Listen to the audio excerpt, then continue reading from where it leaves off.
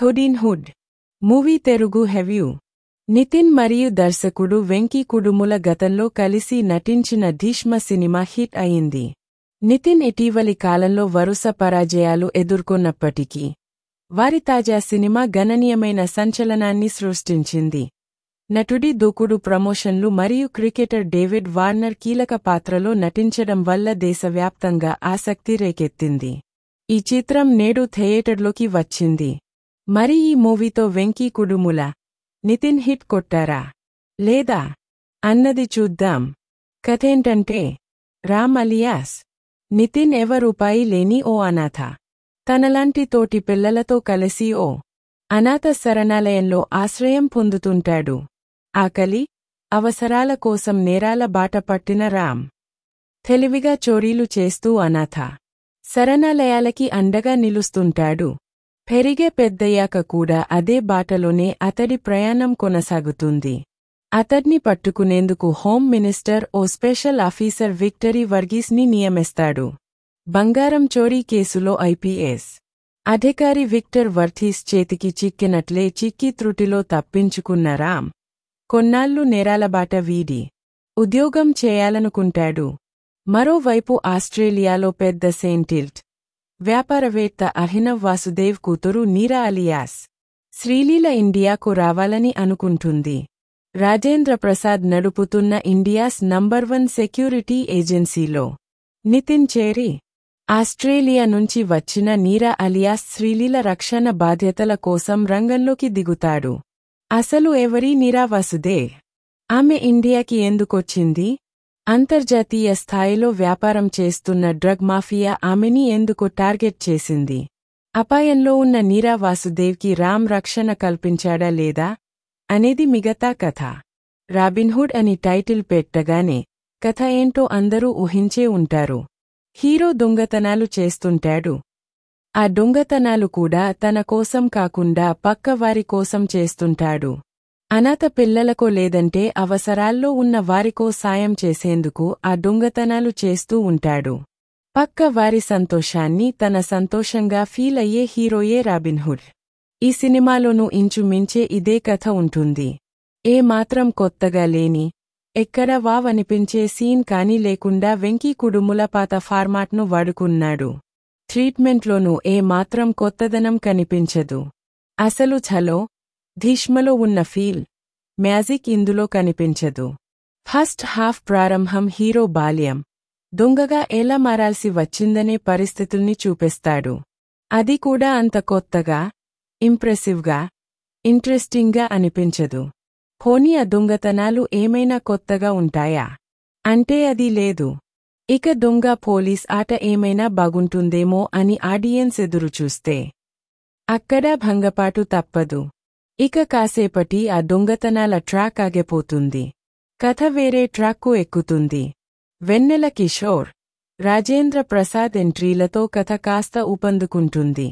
కొన్ని నవ్వులతో ప్రేక్షకులకు ఉపశమనం కలిగించినట్టు అవుతుంది. ఇంటర్వెల్ కూడా చాలా సాదాసీదాగా ఉంటుంది. ఫస్ట్ హాఫ్లో ఓ 2-3 సీన్లలో బ్రహ్మాజీ, షిజు కనిపిస్తారంతే. ఇక శ్రీలీల ఉందన్నట్టే. కొత్తగా ఏమీ అనిపించదు. గ్లామర్, పాటల కోసమే తీసుకున్నట్టుగా అనిపిస్తుంది. ఇక సెకండాఫ్కు వచ్చే సరికి కథ అంతా రుద్రకొండకు షిఫ్ట్ అవుతుంది. అక్కడ ఏదో భయంకరమైన పరిస్థితుల్ని చూపిస్తారు.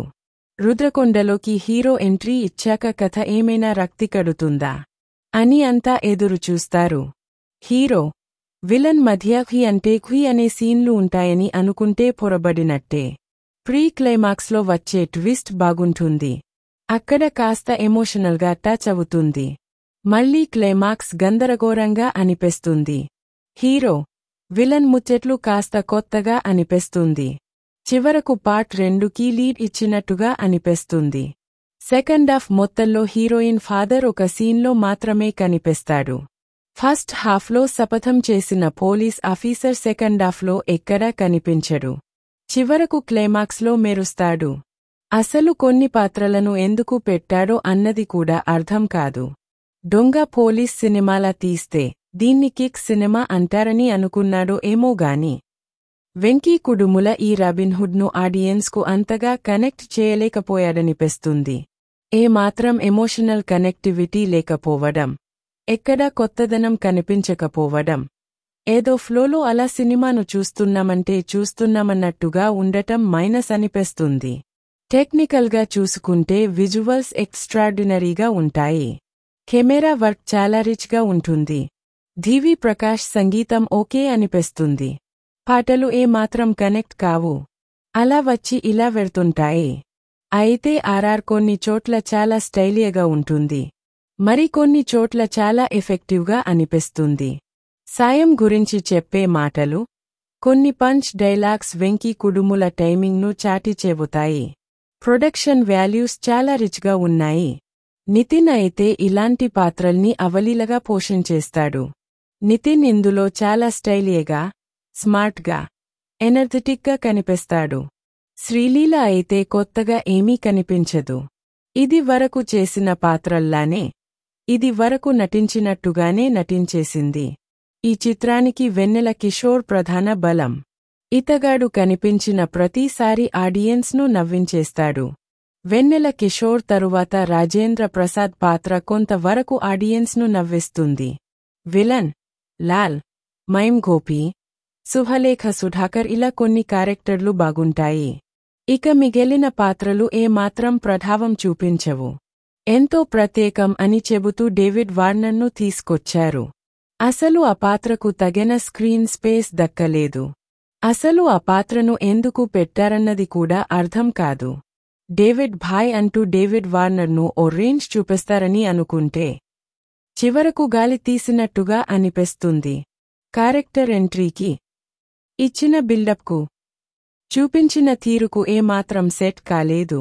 మరి రెండో పార్ట్ తీస్తే అందులో డేవిడ్ వార్నర్ను ఎక్కువ చూపిస్తారేమో. సినిమాలో రాబిన్హుడ్ దొంగతనాలు చేసి సక్సెస్ అయ్యాడు కానీ ఆడియన్స్ మనసు దోచుకోవడంలో అంతగా సక్సెస్ కాలేదనిపిస్తుంది. బాక్సాఫీస్ను కొల్లగొట్టడంలో రాబిన్హుడ్ అంతగా సఫలం కాలేదని చెప్పుకోవచ్చు. మరిన్ని రివ్యూస్ కోసం మా ఛానల్ని సబ్స్క్రైబ్ చేయండి. థాంక్యూ. ఇప్పుడు మనం రేటింగ్స్ని చూద్దాం. ఆడియన్స్ 5కి 2.75 రేటింగ్ ఇచ్చారు.